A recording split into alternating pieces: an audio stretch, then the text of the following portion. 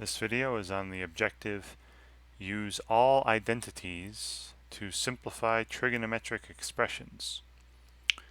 This is number one, right? So the first video on a question related to this objective that I'm showing you from your Newton-Alta homework. So let's take a look. Alright, so if you're unfamiliar with the topic, hopefully you've read through section 9.1 of your OpenStax Algebra and Trigonometry book. If you want to see some more instruction here, click on more instruction, read through the notes, the videos, the examples they have, and hopefully that'll help. So before I get into this, when they talk about all identities, what identities are they talking about here? Now, so far up to this point, you should have seen the following identities, and I'll run through them again here. Alright, so the first group of identities you should know that you should have seen by now are the reciprocal identities. So remember, that's how, the secant of an angle is the reciprocal of the cosine of that angle, right? 1 divided by cosine. And vice versa, cosine is the reciprocal of secant. Cosecant is the reciprocal of sine, or, sine is the reciprocal of cosecant. Cotangent is the reciprocal of tangent, and tangent is the reciprocal of cotangent, right? So you should know those. Also, there were some other basic ones. This is a group called the quotient identities. Remember, the tangent of an angle is equal to the sine of that angle divided by the cosine of that angle.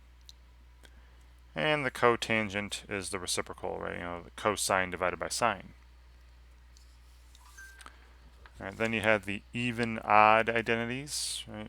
Remember, a function was even if it satisfied this equation, and it had y-axis symmetry when you graphed it. There were only two trig functions that were even. That's cosine and its reciprocal, secant. So the cosine of a negative angle is exactly the same as the cosine of the angle itself. The cosine of negative theta equals the cosine of theta. And the same thing goes for secant. Secant of negative theta equals the secant of theta. And those are the only two that are even. The other four trig functions are odd. They satisfy this rule. And they would have origin symmetry when you graph, y equals sine of x, y equals cosecant of x, tangent of x, cotangent of x. All right, so the sine of negative theta is, not just the sine of theta, but the opposite of the sine of theta. Right? So the sine of a negative angle is the opposite of the sine of the positive angle. And the same thing goes for cosecant, tangent, and cotangent. Those are all odd. Then you have the Pythagorean identities, which involved squares of the trig functions. So the first one here involves sine and cosine. It's the sine of an angle squared plus the cosine of that same angle, then squared. Add them together, you're always going to get the number 1. Alright, then you take this and divide through by sine squared. You get 1 plus cotangent squared equals cosecant squared. Take that first one again and divide through by cosine squared, and you'd get tangent squared plus 1 equals secant squared.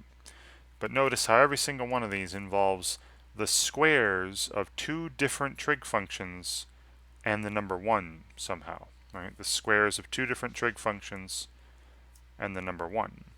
The squares of two different trig functions and the number 1. And these are equations, so you can manipulate them. If sine squared plus cosine squared equals 1, just subtract cosine squared and you have sine squared equals 1 minus cosine squared. Or cosine squared equals 1 minus sine squared. You can play with these. All right, they are equations. And the last of these basic identities you should know that you've seen up to this point is the cofunction identities. Right? Remember, the cofunctions are with the cos on them. Sine and cosine, secant and cosecant, tangent and cotangent. Those are the cofunctions. And the relationship between them is, the sine of one angle will be equal to the cosine of the complement right? As long as these two angles add up to 90 degrees or the angles add up to pi over 2 radians, the sine of one and the cosine of the other will be equal. The secant of one and the cosecant of the other will be equal.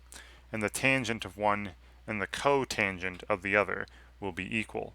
All right, so those were your cofunctions. And all those there were the basic identities. When they say back here in this objective all identities, those are the ones they're talking about. Now there are more identities we're going to come across in the future. Things called sum and difference identities, formulas, and double angle formulas and stuff like that. But for right now, when they say all identities, those are the ones they're talking about. All right. Okay, so now which of the following is equivalent to this expression here? We have the secant in the numerator. We have the secant of alpha squared minus 1, and then divided by the sine of alpha. For all values of alpha for which this is defined, of course. You don't want things to be undefined. And then you have the 4 options here. So I'm going to start off with that expression, right? They gave us secant squared of alpha minus 1 in the numerator, divided by, and then in the denominator, the sine of alpha. And we're asked to simplify this, using identities. All right. So anytime, I'm seeing one of the trig functions being squared here, so there's a good chance one of those Pythagorean identities is coming into play. Now, which of the Pythagorean identities involved secant squared? That was this one. Tangent squared of alpha plus 1 would be equal to secant squared of alpha. So like I said earlier, you can mess with this, subtract things from both sides. It's an equation. If I were to subtract 1 from both sides, we'd see the following. Tangent squared of alpha equals, secant squared alpha minus 1. So hey, there's secant squared alpha minus 1. I can replace that with tangent squared alpha. So I'm going to do that. So we have tangent squared alpha. Then that's being divided by, sine alpha. Now, I've done, it's a little simpler. This still isn't one of the 4 choices there, so I'm going to keep working. All right.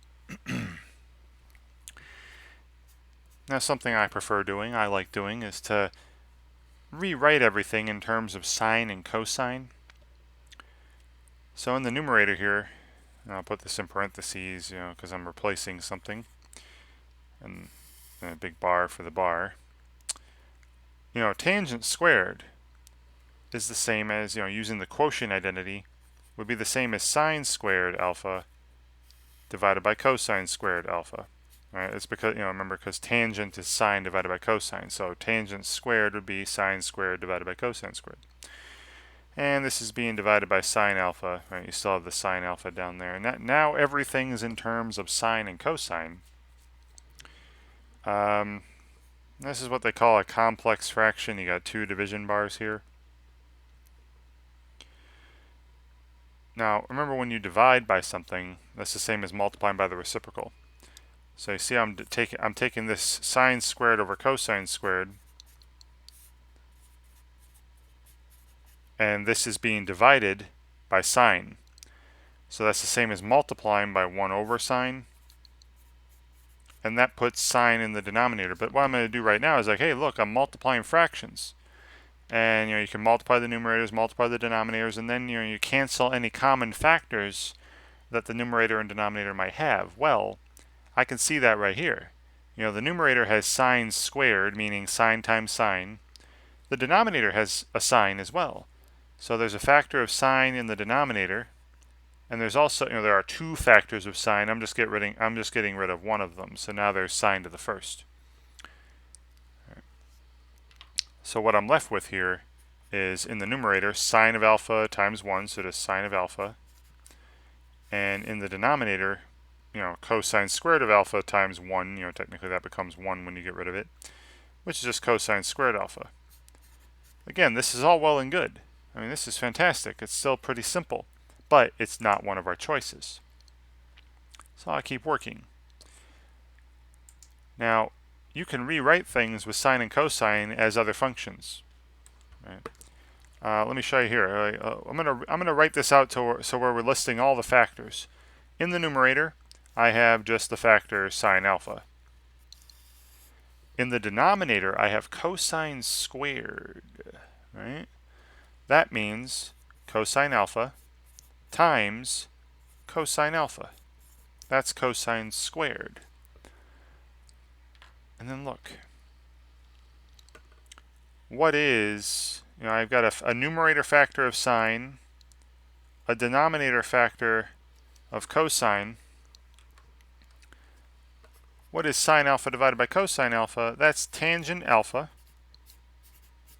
times, and then technically, I could have a times 1 up here, right? You can always throw on times 1. That doesn't change anything. So this sine alpha over cosine alpha becomes tangent alpha, and then we have times 1 over cosine alpha, right? What's remaining? And what's another way to write 1 over cosine alpha? That's secant alpha. So all this, right, this thing I started with up here, that expression is equivalent to this expression down here. In fact, it's equivalent to all the expressions I've written. So this one's the simplest. Tangent alpha times secant alpha. Or secant alpha times tangent alpha, right? When you have a product, it doesn't matter what order the product comes in when you're talking about, dealing with numbers. So back here, that's this third option, right? Secant alpha times tangent alpha. Right. Now, I've mentioned this before, I know, and maybe in section 9.1 part 1. That wasn't the only way I could have done that. Right? There are lots of identities, lots of ways you can simplify an expression. So I'm going to submit this. We'll see that it's right and all that. Cool. And they did it exactly the same way I did it. I think. Yeah, they did it pretty much the same way I did it. Change secant squared alpha minus 1 to tangent squared. Oh, they pulled one of the tangents out and changed the other tangent to sine over cosine, and then, the sines cancel, and then you have tangent times 1 over cosine, tangent times secant. Okay. Let me show you another way. All right, so back on the paper here. I'm going to get this tangent alpha times secant alpha, or secant alpha times tangent. I'm going to do it again. Just to show you that, just because I did it a certain way doesn't mean that your way is wrong. You just have to make sure you're doing things properly, right? Proper algebra, proper arithmetic, using the correct identities and all that. So we started off with, again, secant squared alpha minus 1 divided by sine alpha. Now this is something that, instead of using that Pythagorean identity right away, I could have said, oh, this is secant squared alpha divided by sine alpha. And I could have split this up, right? The numerator has multiple terms. We're dividing each term by the denominator term. This is equivalent to secant squared alpha divided by sine alpha. Minus, 1 over sine alpha. And then, secant squared, secant squared alpha is 1 over cosine squared, and that'll put cosine squared in the denominator with the sine. So this is 1 over sine alpha times cosine squared alpha, and then we have minus, 1 over sine alpha. Right, because again, secant squares is 1 over cosine squared alpha, so that'll put cosine squared alpha in the denominator with sine alpha. And then, if I want to put these together, if I want to put them back together, I need to multiply this fraction here by cosine squared and cosine squared. All right, the denominator by cosine squared, the numerator by cosine squared. That way we get the same denominator. And they'll have this same denominator, this common denominator of sine alpha times cosine squared alpha. And then the numerators that I'm combining would be 1 minus and then cosine squared alpha. And using the Pythagorean identity now, 1 minus cosine squared alpha is the same as sine squared alpha. It's the same as sine squared alpha. So that's sine squared alpha divided by, and then down here we have sine alpha times cosine squared alpha. And I'm noticing, hey, there's a common factor here, a factor of sine down here, and just one of them up here, right? So there's still a sine up there. And now I have sine alpha in the numerator, cosine squared alpha in the denominator, and then this is exactly like I had before. See, right here. Sine alpha in the numerator, cosine squared in the denominator, and I went to this step here, changed it to tangent times secant. So this is tangent alpha, sine over cosine, times secant alpha, which is the 1 over cosine. I get the exact same stuff. So like I said, that was a little quick, I apologize, but if you do as long as you're doing your algebra correctly, your arithmetic correctly, using the proper identities, you can do these in multiple ways. Right. Okay, so hopefully that helps. Right? This is just the first video. I'll do another one probably on this objective, but hopefully watching me do this one will help you when you're looking at other questions related to this objective in the future when you're doing it on your own. All right, and thank you very much for watching.